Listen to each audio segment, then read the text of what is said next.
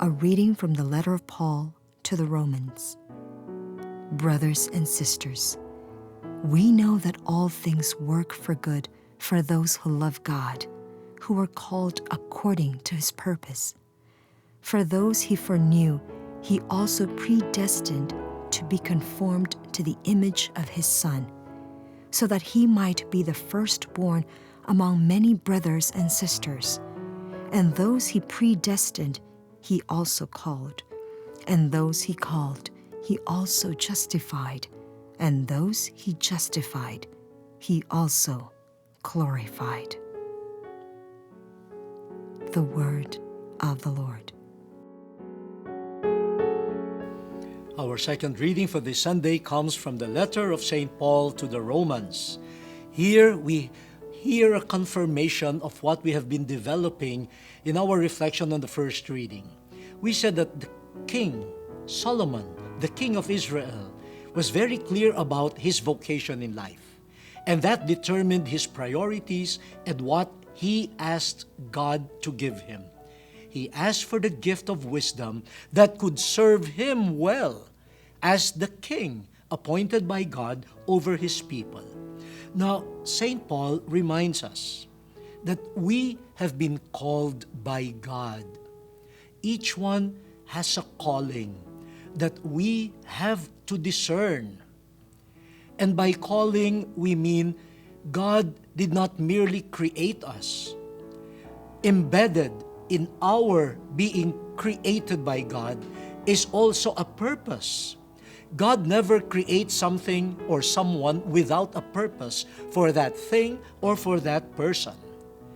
And according to St. Paul, that is already our vocation.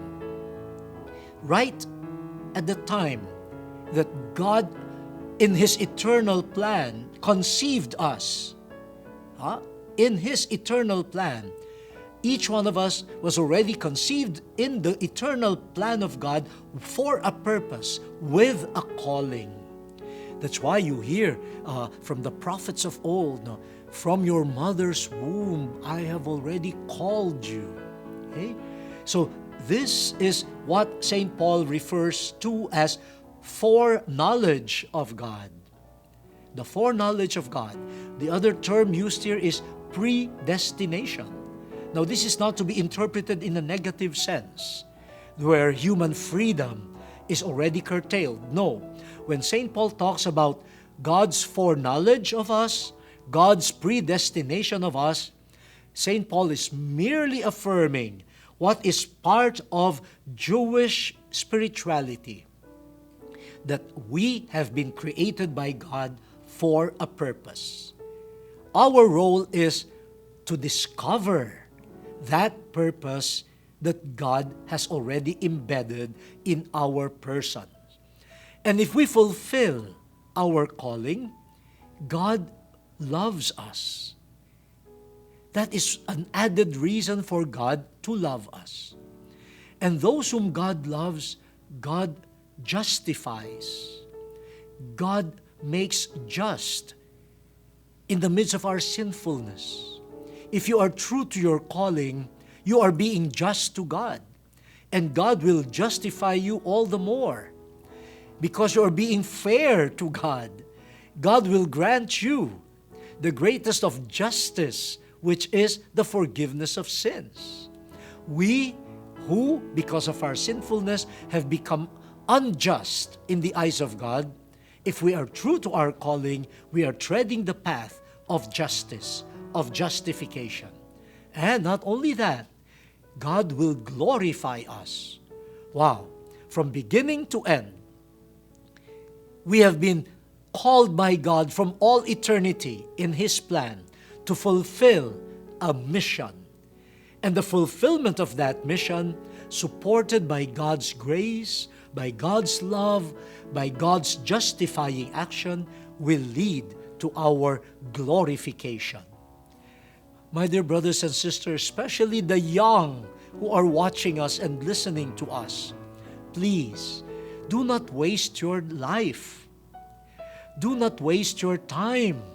Do not waste your talents. God has a purpose for creating you.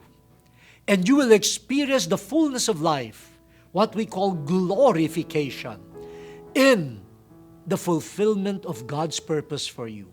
All the other things that may give you some sort of a high feeling, like being able to eat your favorite food, or being able to watch your favorite movie, or being able to chat on the internet with some friends, that gives you a momentary joy. But the glory that we are really looking for is in the fulfillment of our persons, the fulfillment of our lives, the fulfillment of our calling from God. Discover your calling. Live by that calling. And let that calling determine your priorities in life.